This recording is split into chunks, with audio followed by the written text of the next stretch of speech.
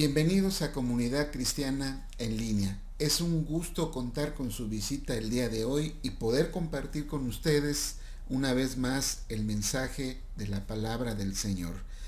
En el día de hoy vamos a continuar con la tercera bienaventuranza que encontramos allí en el pasaje de Mateo capítulo 5, versículo 5. Lo pueden ustedes ver ahorita allí en la pantalla. Bienaventurados los mansos, porque ellos recibirán la tierra por heredad. Hace mucho tiempo que no veo la televisión, pero recuerdo lo desesperante que son los bloques de comerciales que pasan entre el programa que uno está viendo. Y tal vez usted recuerde, o no sé si todavía sigan siendo igual los comerciales, pero tal vez recuerde que los comerciales que ofrecen productos para niños, ya sean pañales, leche u otro tipo de alimento, pretendían o pretenden hacer creer a los padres que al comprar estos productos sus hijos van a ser más inteligentes, más fuertes, más altos, entre otras cualidades obviamente fenomenales. Sin embargo, hubo un comercial que me llamó mucho la atención en aquel entonces. Se trataba de un alimento llamado Progress Gold, en el que salía un niño de 4 o 5 años aproximadamente y que echaba la sopa encima del papá que estaba durmiendo, y cuando ve que viene la mamá le pone el plato encima al papá, como haciendo creer a la mamá que el papá es el que se había derramado la sopa encima, ¿no? Afortunadamente, por la magia ahora del YouTube, pude encontrar el comercial y quisiera compartírselos para que usted mire de qué es de lo que estoy hablando.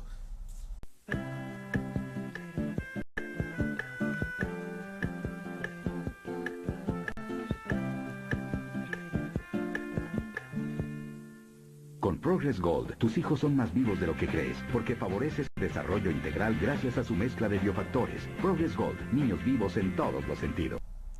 Aparentemente, este comercial no tiene nada de raro, no tiene nada de malo, pero lo que llama la atención, o lo que a mí me llamó la atención en aquel entonces, es el eslogan del comercial.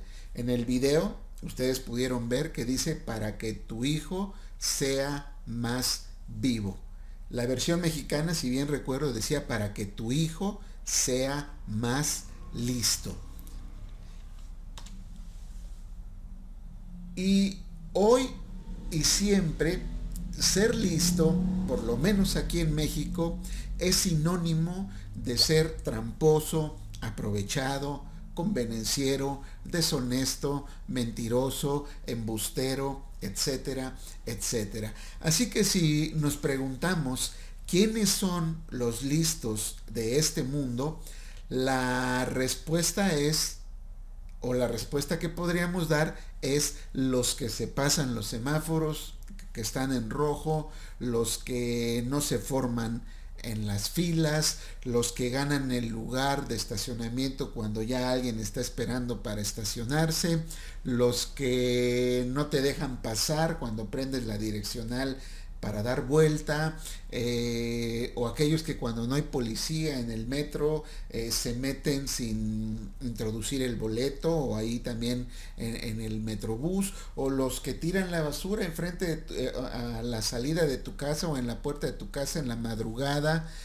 Todo este tipo de personas son aquellos que se creen listos, que se pueden reconocer porque realizan acciones en perjuicio de los demás y en beneficio únicamente de ellos, ¿sí?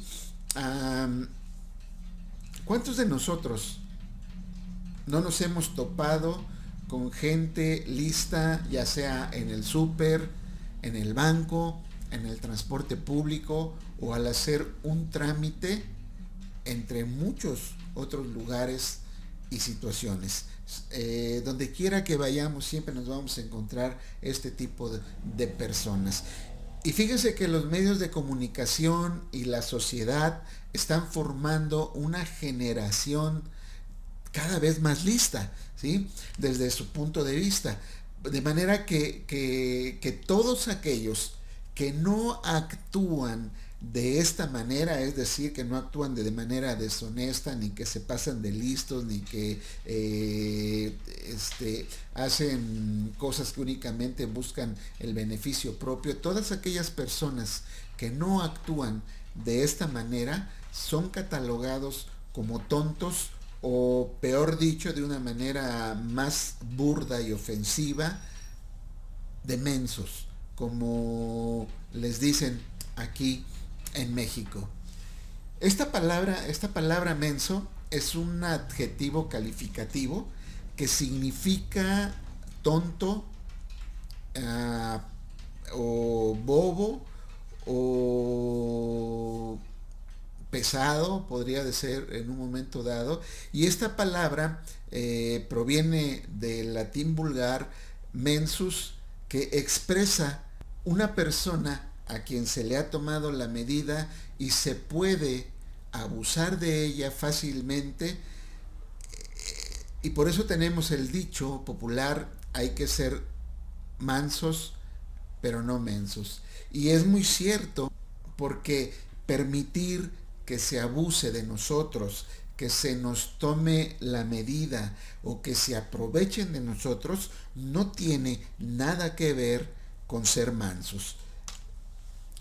El pasaje de hoy nos dice que los mansos son bienaventurados, ya que ellos recibirán como heredad la tierra. Así que aquí tenemos a un grupo de personas que son bienaventuradas por tener ciertas características o cualidades personales que los hacen diferentes a la gran mayoría de personas que, como ya hemos visto, o aquellas que les mencioné, son consideradas listas.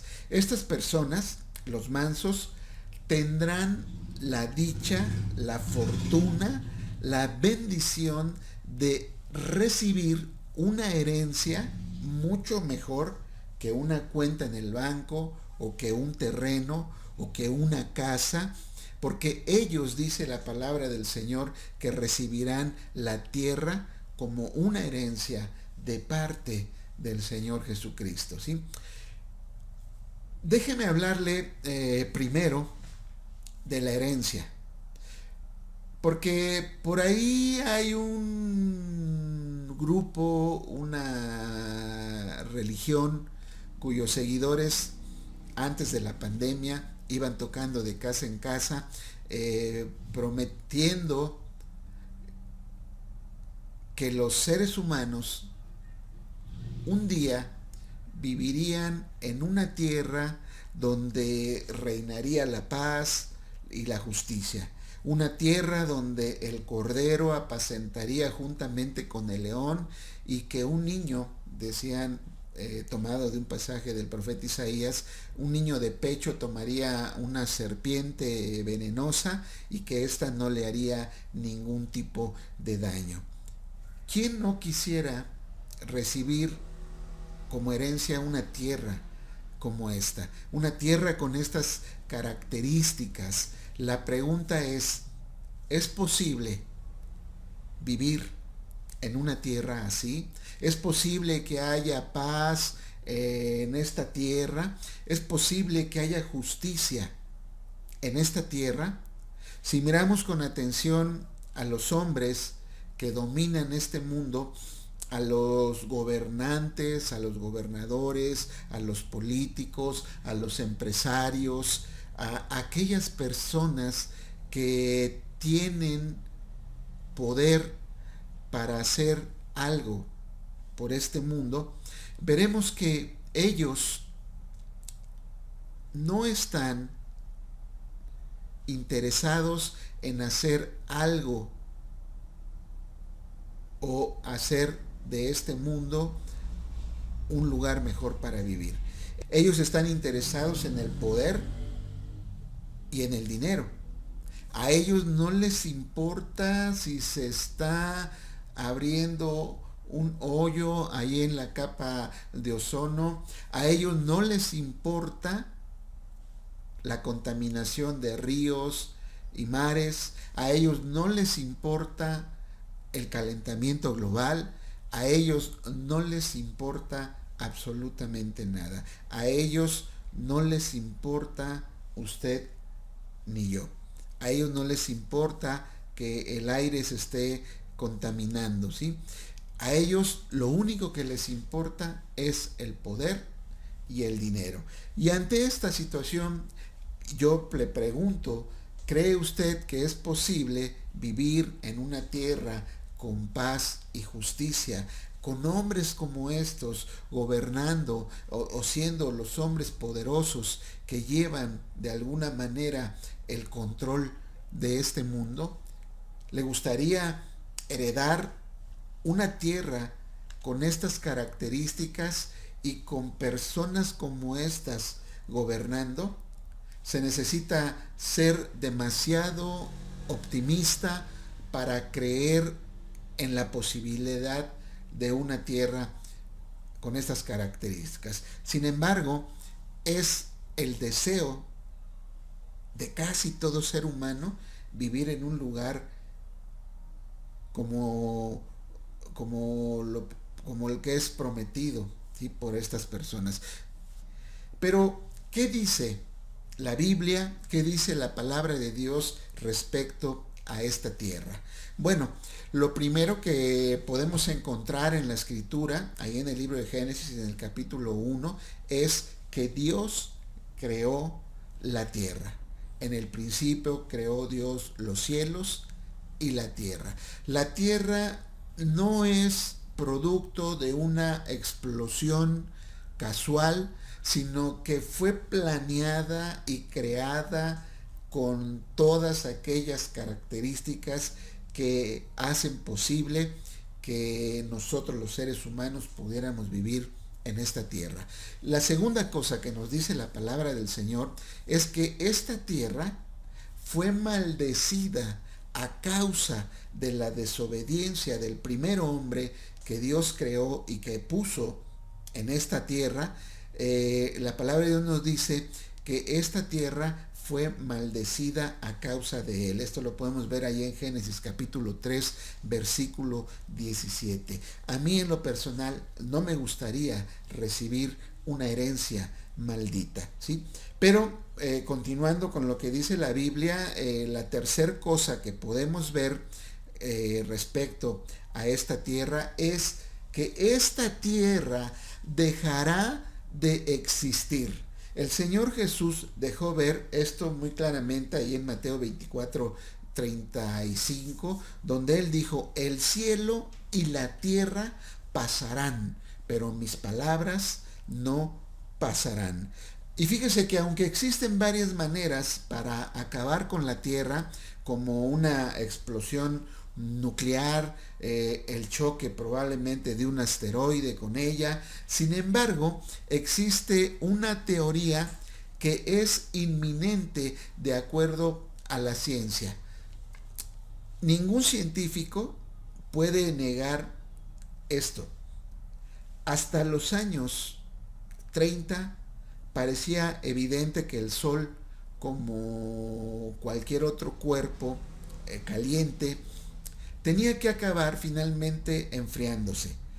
El Sol vertía y vertía energía al espacio, por lo cual este inmenso torrente tendría que disminuir y reducirse poco a poco a un simple chorrito, digamos. El Sol, según esta teoría, se haría naranja, luego se haría rojo y iría apagándose cada vez más, y finalmente se apagaría por completo. En estas condiciones podemos ver que también la Tierra se iría enfriando lentamente, el agua se congelaría y las regiones polares serían cada vez más extensas. En último término, ni siquiera las regiones ecuatoriales tendrían suficiente calor como para mantener la vida. El océano entero se congelaría en un bloque macizo de hielo e incluso el aire se licuaría primero y luego se congelaría. Durante billones de años, esta tierra gélida seguiría girando alrededor del difunto Sol. Pero aún podemos ver que en esas condiciones la Tierra como planeta seguiría existiendo, fría, inerte, sin vida, pero existiendo. Pero la palabra de Dios nos dice claramente que la Tierra dejará de existir y será precisamente por el fuego que será consumida. En la segunda carta de Pedro, en el capítulo 3, en el versículo 7, dice lo siguiente: pero los cielos y la tierra que existen ahora están reservados por la misma palabra, guardados para el fuego en el día del juicio y de la perdición de los hombres impíos. Fíjese, durante la década de los años 30, los científicos nucleares empezaron por primera vez a calcular las reacciones nucleares que tienen lugar en el interior del Sol y también de otras estrellas. Y hallaron que aunque el Sol tiene que acabar por enfriarse, habrá periodos de fuerte calentamiento antes de que llegue ese fin. Una vez consumida la mayor parte del combustible básico, que es el hidrógeno, empezarán a desarrollarse otras reacciones nucleares que calentarán al Sol y harán que se expanda enormemente. Y esto hará que el Sol emita una cantidad mayor de calor. El Sol se convertirá en una ascua de fuego y luego se vaporizará. En ese momento, la Tierra, como cuerpo planetario sólido, acabará sus días. Pero los científicos dicen, no se preocupen demasiado, porque esto sucederá en unos 8,000 millones de años.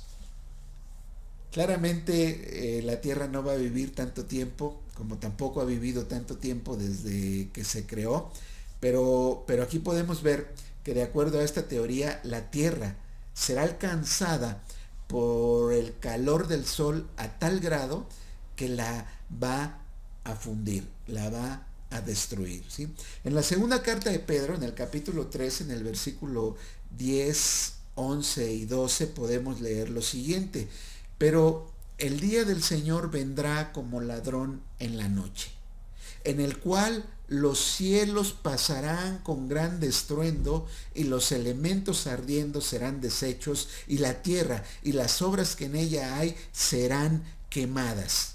Puesto que todas estas cosas han de ser deshechas, ¿cómo no debéis vosotros andar en santa y piadosa manera de vivir, esperando y apresurándoos para la venida del día de Dios, en el cual los cielos, encendiéndose, serán deshechos y los elementos, siendo quemados, se fundirán? Pero nosotros, dice ya el versículo 13, pero nosotros esperamos, según sus promesas, cielos nuevos y tierra nueva, en los cuales mora la justicia. En Apocalipsis capítulo 21, versículo 1 dice lo siguiente: vi un cielo nuevo y una tierra nueva, porque el primer cielo y la primera tierra pasaron y el mar ya no existía más.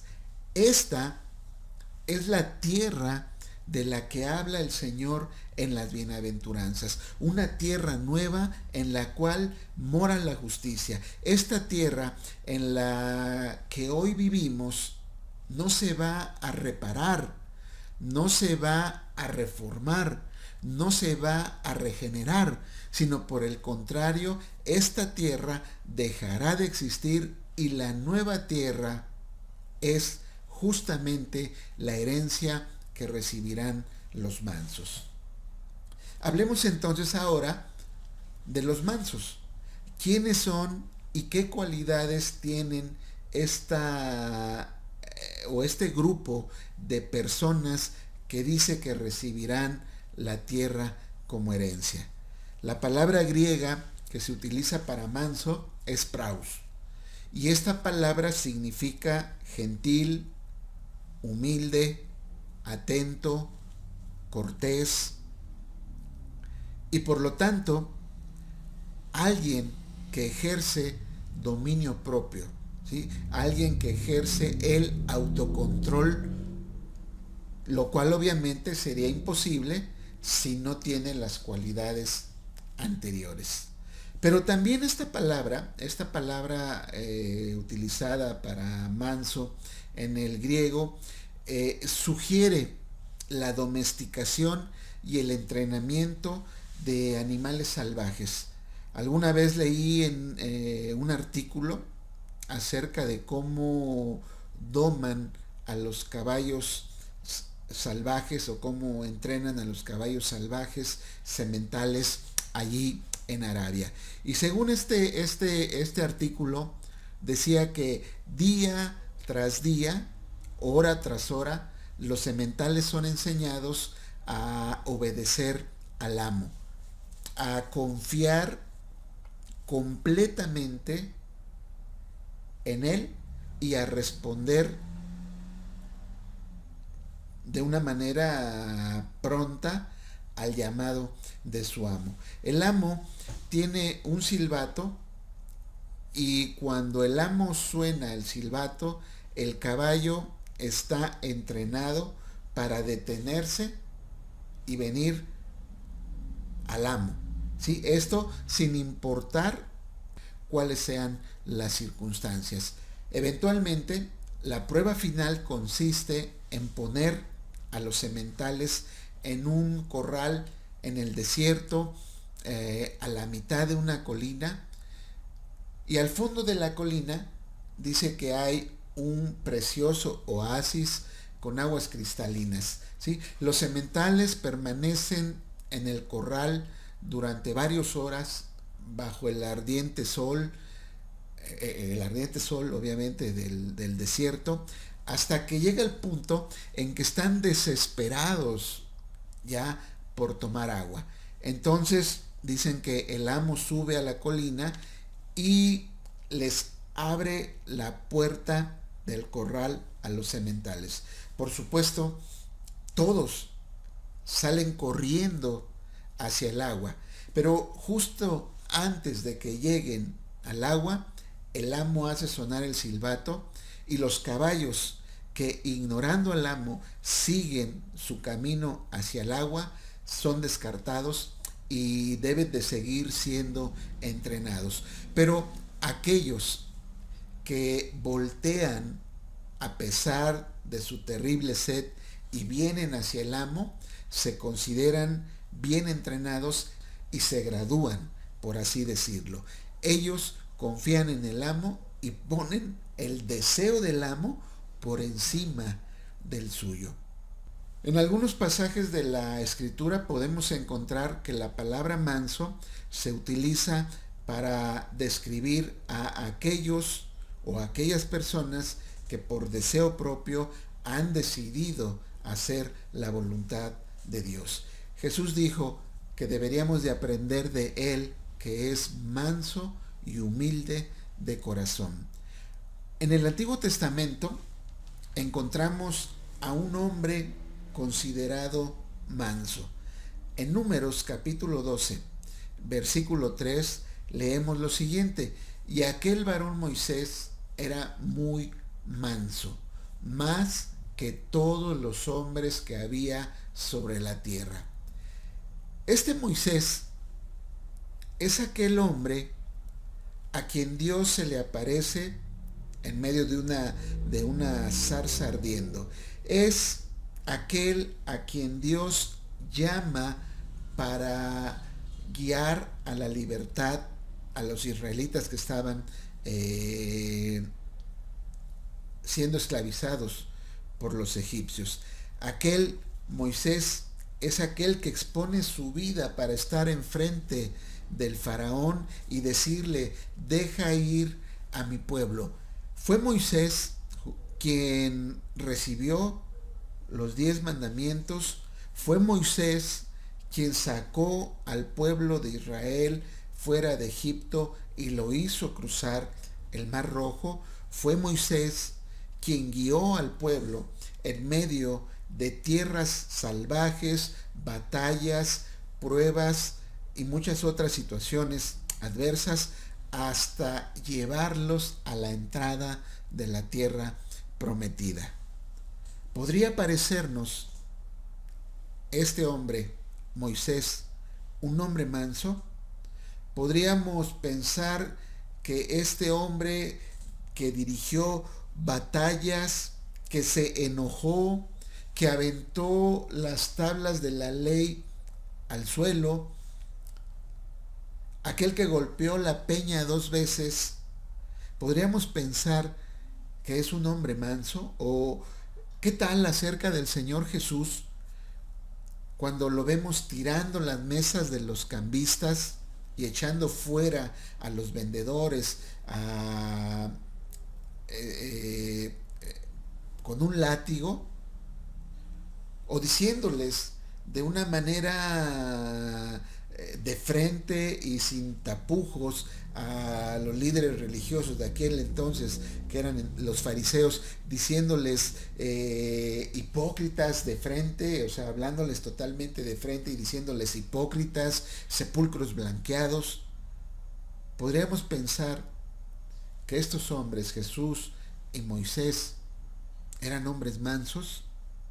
Y cuando desconocemos el significado de manso, podríamos pensar que no fueron hombres mansos.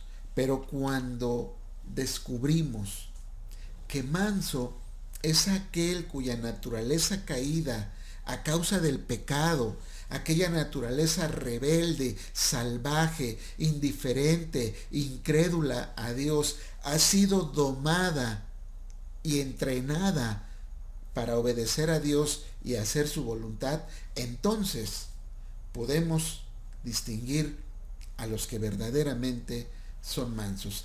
Alguien ha definido al hombre manso como aquel que acepta la voluntad de Dios sin resentimiento y que puede ser suave y gentil debido a su fuerza interior y que está bajo el perfecto control de Dios.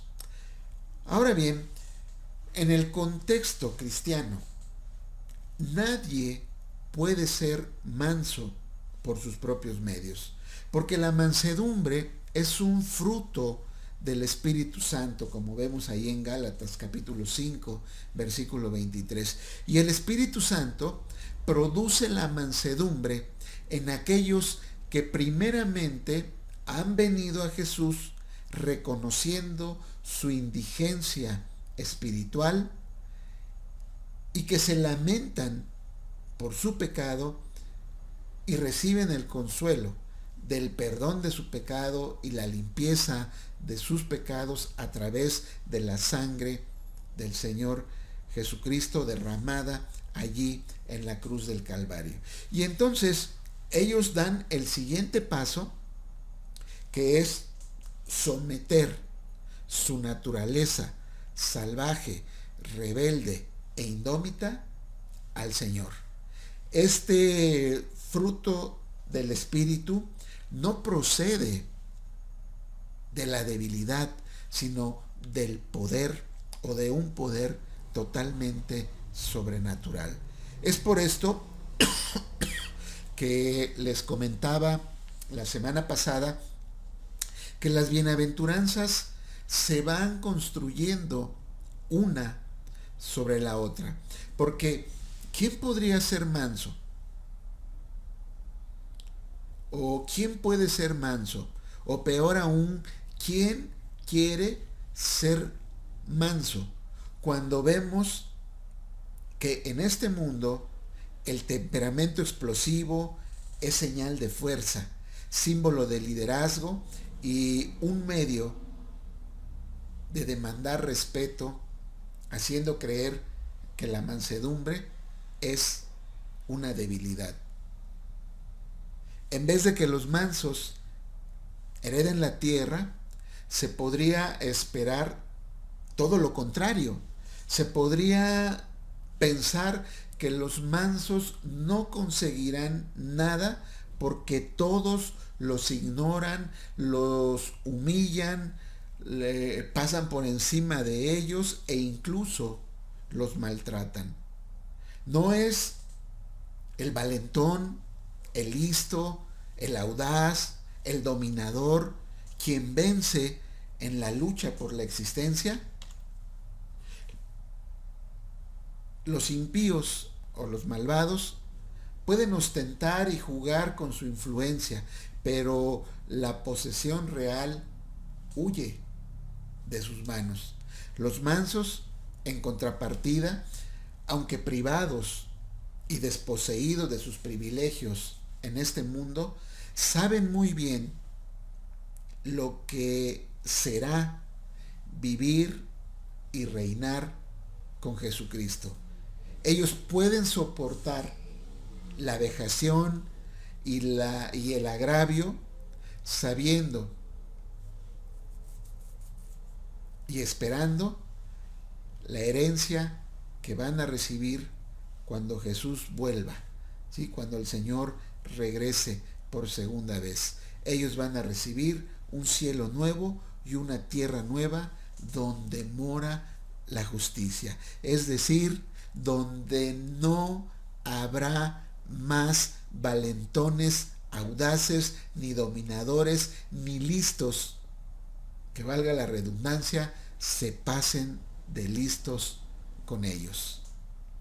Usted también puede ser de los que heredarán esta tierra y estos cielos nuevos. Solo tiene que ser manso y humilde de corazón como el Señor Jesús. Pero para ser como Él, para ser como el Señor Jesús, es necesario quitar esa naturaleza caída y afectada por el pecado que nos lleva a ser indiferentes e incrédulos hacia Dios, y que también nos lleva a realizar acciones en perjuicio de los demás, pensando únicamente en el beneficio propio. Que el Espíritu del Señor, que el Espíritu Santo les lleve a rendir su vida al Señor Jesús y sean contados entre aquellos que recibirán como herencia esos cielos nuevos y esa tierra nueva.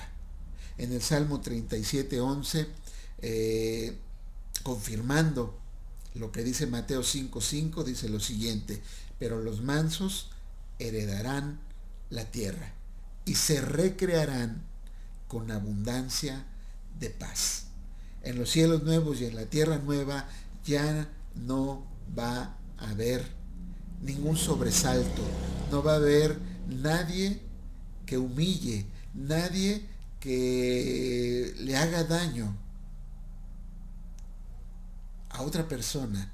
Todo eso habrá pasado, pero solamente los mansos estarán y heredarán esta tierra nueva. Que el Señor les bendiga y les ayude a comprender y a poner en práctica lo que hemos visto el día de hoy. Y que si no has entregado tu vida al Señor Jesucristo, puedas hacerlo en este día. Que puedas un día ser contado entre los mansos que recibirán como herencia estos cielos nuevos y esta tierra nueva. Que el Señor sea con todos y cada uno de ustedes. Que les guarde, que les bendiga y que siga derramando sus bendiciones en cada uno de ustedes. Le invito a que oremos. Padre, te doy muchas gracias por tu palabra. Gracias porque nos muestras que solamente a través de un cambio en nuestras vidas que nos haga sensibles a tu palabra, a someternos, Señor, a tu voluntad y a hacer a un lado este carácter, Señor, o esta inclinación a no hacerte caso, a ser rebeldes hacia ti, que esta naturaleza caída, Señor, que a veces no se quiere sujetar a ti, que pueda ser cambiada, Señor, a través de tu Santo y Divino Espíritu. Gracias porque nos enseñas que la mansedumbre es justamente ese cambio en nuestro ser que nos hace estar ahora en una posición y en una condición de total y completa sujeción a ti, Señor. Y que tú eres el amo y que, como decía, aquellos caballos, Señor, que están dispuestos a someterse al amo sin importar cuáles sean las condiciones. Así nosotros también, Señor, que podamos someternos y someter nuestra voluntad a ti. Si alguien, Padre, en este día, en esta mañana, ha decidido seguirte y entregar su vida, Señor, lo ponemos en tus manos para que tú sigas, Señor, guiándole a través de este camino, a través, Señor, de estas bienaventuranzas que van construyendo una vida sólida y firme en ti hasta llegar al punto en el que podamos, Señor, estar dispuestos a dar inclusive nuestra vida únicamente por ti. Gracias te damos y te alabamos y te bendecimos en el nombre bendito de Jesús, nuestro Señor y Salvador. Amén. Una vez más, pues te invito a que le des me gusta a nuestra página, que le des también me gusta a este mensaje, que nos dejes también tus comentarios, y también les recuerdo que ya tenemos nuestro canal de YouTube donde también pueden seguir estas predicaciones y algunas otras cosas que también vamos a ir poniendo allí en el canal. Pues no me queda más que decirles nuevamente que el Señor les guarde y que el Señor sea con todos ustedes de aquí a que volvemos a vernos, si el Señor lo permite, el próximo domingo. Dios les guarde y les bendiga.